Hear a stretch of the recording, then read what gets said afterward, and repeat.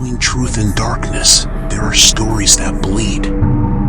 Welcome to Crimson Crime Cases. They said he was quiet, polite, harmless. But behind those dim farmhouse walls, silence was learning how to breathe. Plainfield slept under the snow, unaware that something cold and watching had learned to wear a human face. Her voice never really left the house. It lived in the walls, whispering that sin was everywhere except at home. The town moved on, but every shuttered shop, every flickering light, still remembered what it chose not to see. They say the lantern still burns on the plain, a lonely glow that never dies. Maybe it's memory, maybe it's guilt. Truth became story. All right, everyone, story settle became down. Legend. Quiet on the set. And somewhere in between, action! The real face of Plainfield disappeared. He wasn't born a monster. He was made from fear, molded by silence, and remembered by everything we refuse to forget. They say some towns are born quiet, but Plainfield was silent by choice. A lonely spread of fields and frost, where even the wind seemed afraid to speak above a whisper.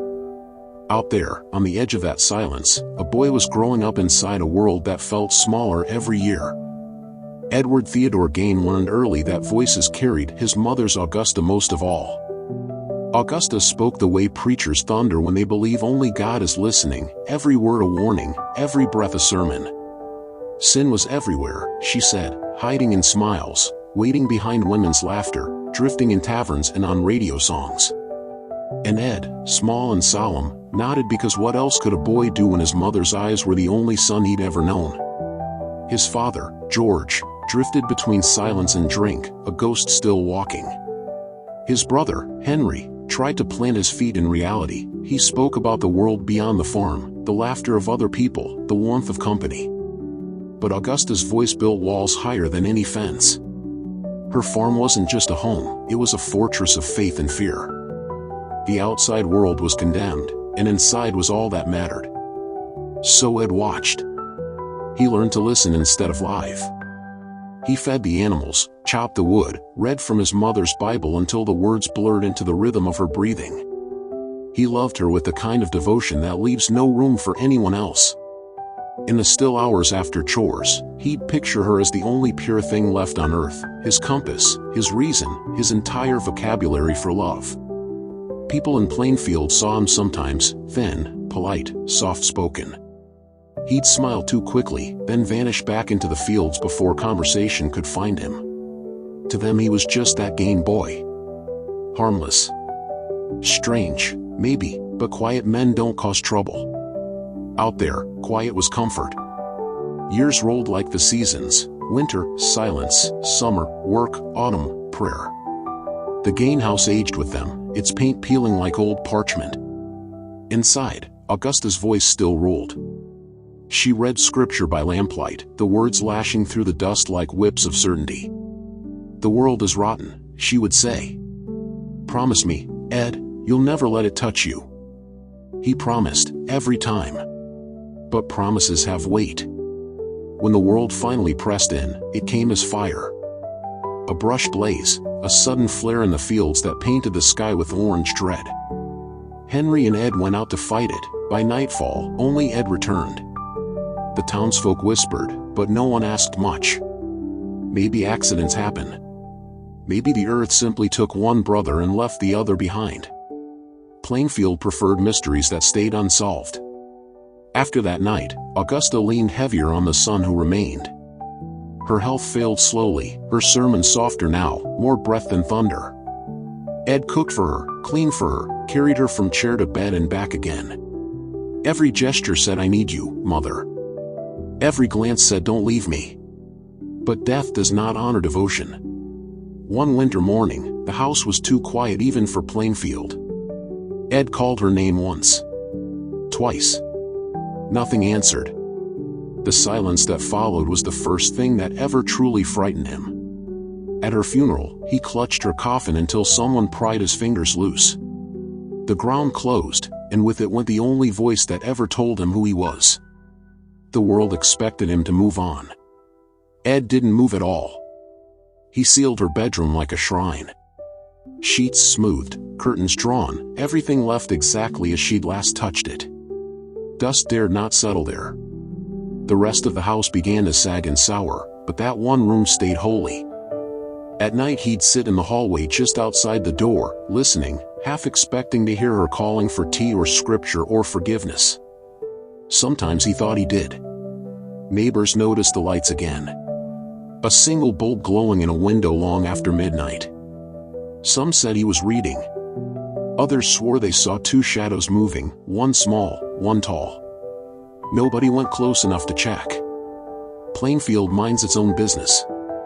Ed filled his days with odd jobs around town. He mended fences, shoveled snow, fixed engines no one else had patience for. He smiled politely, said thank you, counted his change twice, then walked home along the same dirt road, his boots whispering through dust. Every step led back to the silence waiting for him on that farm. He'd cross the threshold, hang his coat, and listen for the memory of her voice. In the hum of the refrigerator. In the ticking of the clock. In the creak of her empty chair. Loneliness settled on him like winter frost, light at first, then heavier, until it was part of him.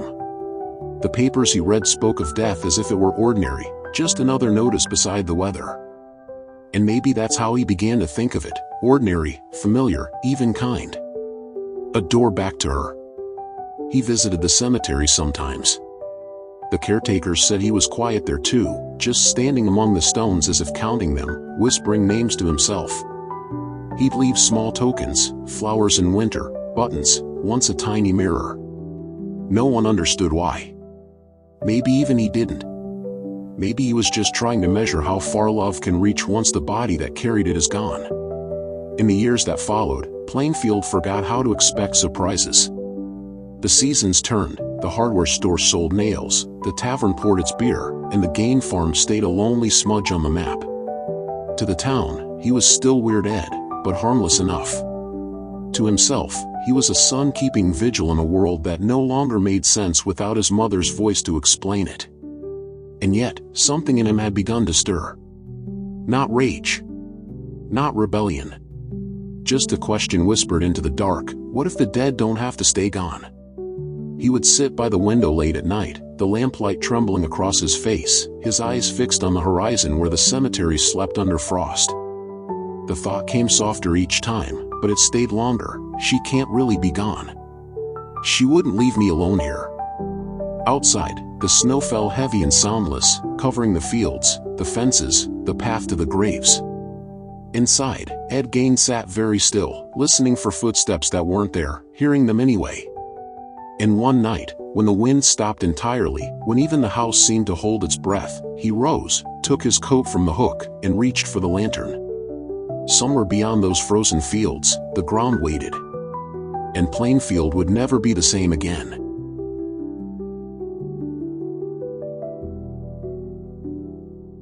Plainfield never liked headlines. It preferred small talk, the weather, the harvest, the price of nails down at Warden's hardware store. It was the kind of town where everyone knew the shape of everyone else's truck tires in the snow. And for years, silence was its proudest product. But lately, that silence had begun to sound different. Less peaceful. More listening. It started with the postman. He swore he'd seen a light burning out at the Gein place after midnight, a thin yellow glow threading through torn curtains. Maybe he can't sleep, someone offered. Maybe he doesn't know what time it is, another said. They laughed, lightly, because laughter is cheaper than worry. At the tavern, over cheap beer and static from the jukebox, the talk always found its way back to that farm. He's still living alone out there? Guess so. Well, somebody's got to check on him. Nobody volunteered. They all remembered the mother, Augusta, stern, loud, forever warning about sin. And they remembered how quiet the boy had been, shadowing her every step. Some people said she'd taken half his soul with her when she died. Others said she'd taken the whole thing. Autumn came early that year. The air smelled of rust and cold wheat. The leaves turned, and so did the whispers. Little things began to vanish, tools from sheds, lanterns, a shovel or two. At first, folks blamed kids. But then, livestock went missing. A calf here, a chicken there. Coyotes, they said, though no one had seen a coyote in months. Ed still came into town sometimes.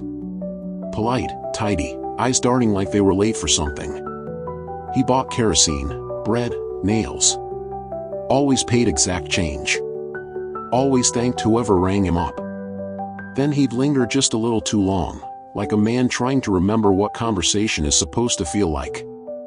When he smiled, it never quite reached his eyes. One afternoon at the hardware store, Bernice Warden's, plain-spoken, kind, told a friend, "You know, sometimes he looks at you like he's hearing another voice answer back." They both laughed, but the sound died fast, like air leaving a tire.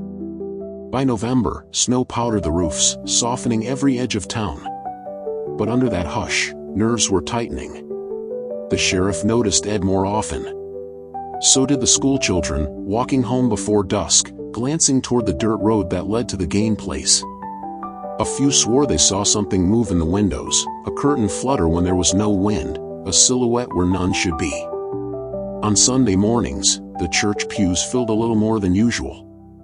People prayed for vague things, peace, comfort, protection, because no one wanted to name what they feared. Plainfield wasn't built for mysteries. It was built for routine. Yet routine had cracks. And through those cracks, dread began to whisper. The barber told the butcher that Ed had asked strange questions about embalming once. The butcher told his wife, who told the grocer, who told everyone. Soon, the whole town carried the same uneasy sentence, "There's something not right out there." Still, nothing concrete. No proof, no reason to disturb the quiet. Until one morning, the diner door swung open and a chill rode in on a man named Frank. He said the warden's store was locked tight when he came by for his usual coffee can of kerosene, and the owner wasn't there. Her truck was gone. The register sat open, a receipt fluttering like a trapped bird. The clock above the counter ticked louder than conversation. Someone finally muttered, "Maybe she went to run an errand." Someone else said, "Not on the first snow day."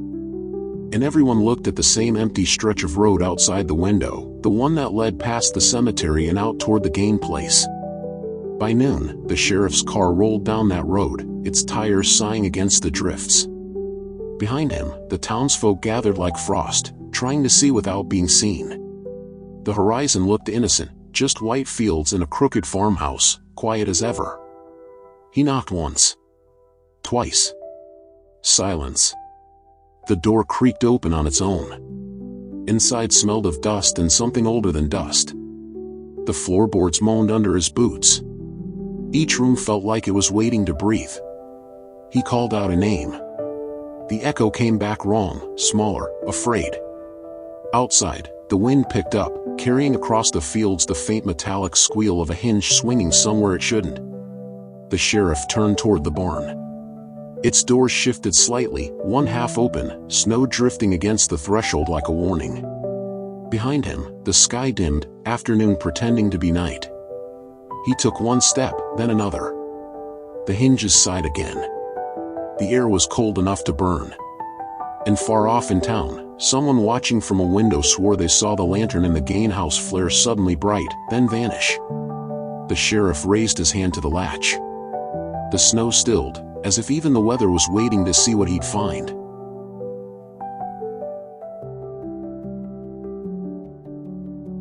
The barn door swung once, then stopped.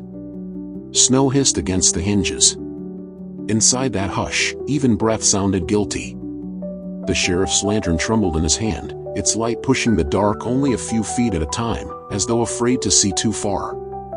Plainfield would later say that it wasn't what he saw that broke him, it was what he felt. Something cold behind the cold, a weight pressing in from all sides, as if the air itself wanted him gone. He stepped back into daylight without realizing he'd done it, leaving the door half open behind him. When he finally spoke, his voice was a cracked whisper, "Call Madison." That was the moment the quiet died. By evening, the road to the Gein farm filled with headlights. Deputies, reporters, Neighbors who pretended they were just curious but whose eyes couldn't stop shaking. Plainfield's horizon pulsed with the glow of flashbulbs and the rhythm of disbelief. Each time a car door slammed, another piece of innocence came loose. The wind carried fragments of talk back to town, snatches of sentences that never finished.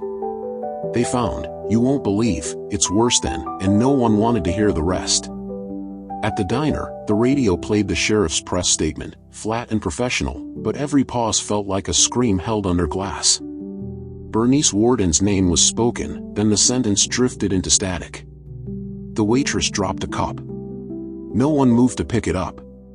Ed Gein was found that night, not running, not hiding, just waiting. Sitting in a neighbor's house, hands folded, coat neatly buttoned. When they asked him about the farm, he blinked as if they'd mentioned someone else's address.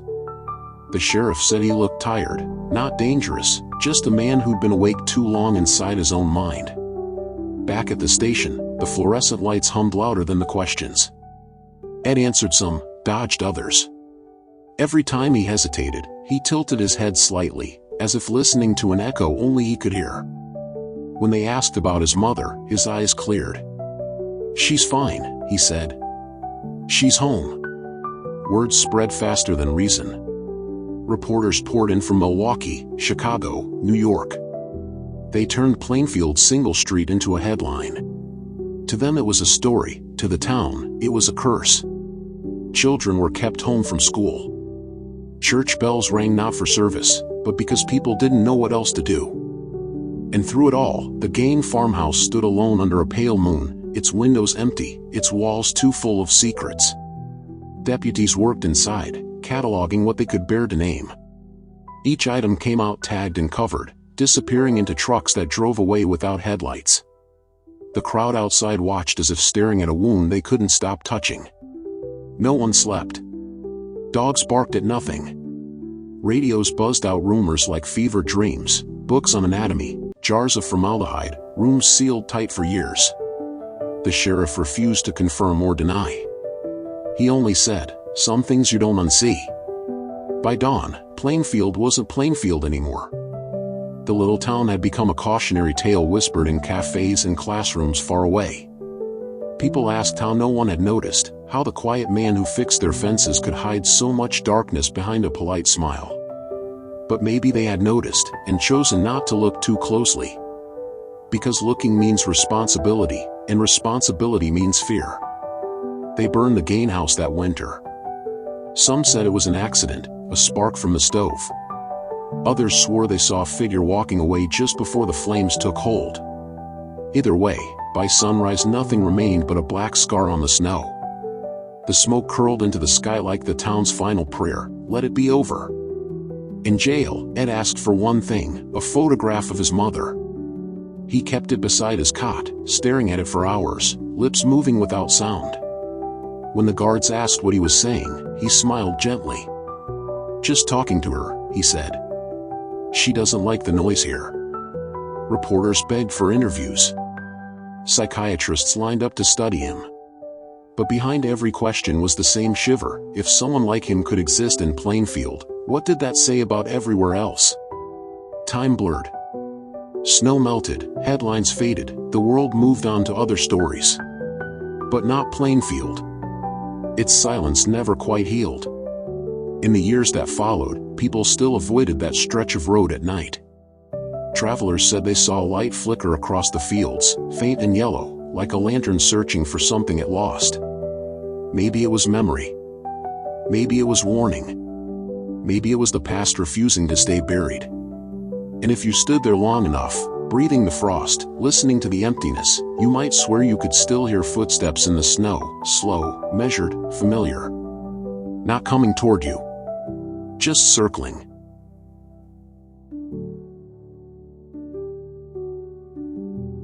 The courthouse smelled of paper and snow. Reporters brushed frost from their sleeves, their cameras ready to catch a glimpse of the man whose name had already begun to eclipse the town that made him. Ed Gein, they whispered, and the sound itself felt like a trespass, too soft, too human for the story they had come to chase. Inside, Ed sat beneath the buzzing lights, hands folded, head slightly bowed. He looked less like a villain than a question nobody wanted to answer. The deputies avoided his eyes. The judge cleared his throat twice before speaking.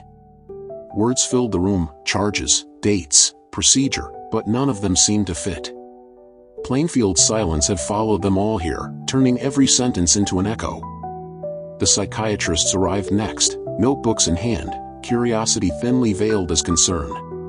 They asked about childhood, about faith, about the long years alone on the farm. He answered with a calm that unsettled everyone. When they pressed too close, he smiled faintly and said, "You wouldn't understand." She would. No one asked who she was. They already knew. Outside, the town tried to return to routine. The hardware store reopened under a new sign. The tavern poured quieter drinks. But every conversation circled back to him. Mothers warned their children to stay close. Farmers checked their barns twice before dusk. Plainfield had become the kind of place maps mention only once. The newspapers did the rest. Headlines grew louder with each printing: Butcher of Plainfield, House of Horror, the monster next door. Photographs of the burnt farmhouse ran beside grainy portraits of a man who looked too ordinary to belong to the words beneath him. Somewhere between ink and fear, Ed Gein stopped being a person and became a symbol. In the asylum, seasons passed unnoticed. The walls were white, the corridors long. Ed kept a small calendar but forgot to mark the days. He spent hours talking to shadows on the floor, polite as ever, as if entertaining guests only he could see. When attendants wheeled him outside for air, he'd tilt his face toward the sun and murmur something the wind refused to repeat.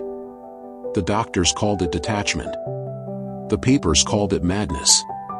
But Ed called it peace. "She's here," he told one nurse softly. "She never left me." And when she asked whom he meant, he just smiled the way a child does when guarding a secret. Meanwhile, America discovered its appetite for monsters.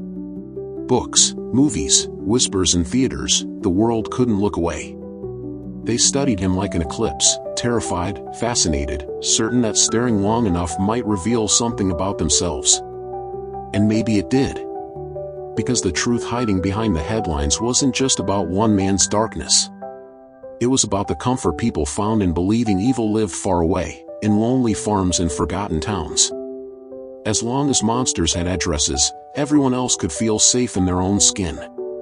But Plainfield knew better. Its people carried the memory like a stain that wouldn't wash out. Fields regrew, houses repainted, yet the night air still felt watched. The road where the Gein house once stood grew over with grass, but travelers swore their headlights dimmed when they passed. Some heard footsteps crunching behind them in the snow. Some heard nothing at all, which was worse. In the asylum, years blurred into decades. The world outside changed colors, traded headlines, moved on. Ed aged quietly, reading old magazines until the pages turned brittle. Sometimes he traced the photographs with his finger, smiling faintly, as if greeting old neighbors.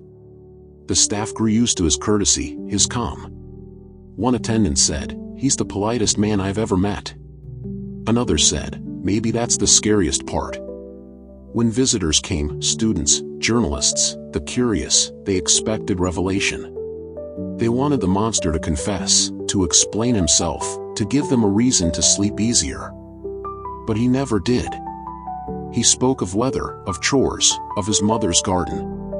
And when they left, unsettled by how ordinary he seemed, Ed would return to his room, fold his hands, and stare at the window as the sun fell behind the bars.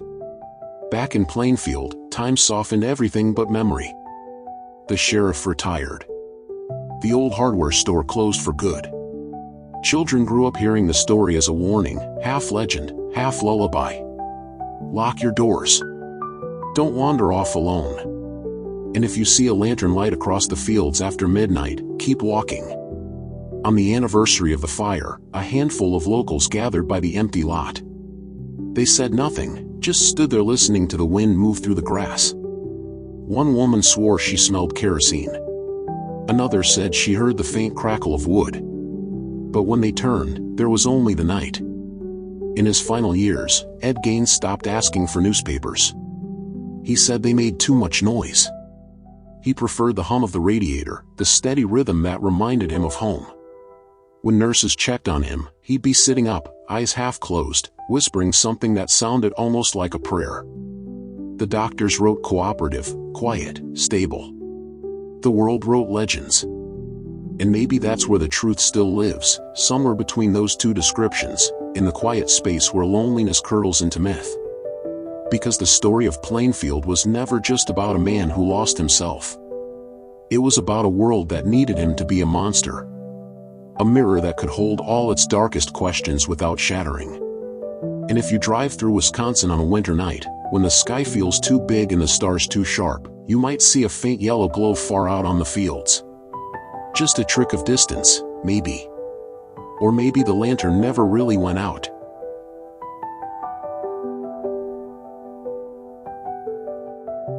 The snow melted long ago, but Plainfield never thawed. Years passed, fences leaned, roofs sagged, and yet the name still lingered like smoke that refused to clear.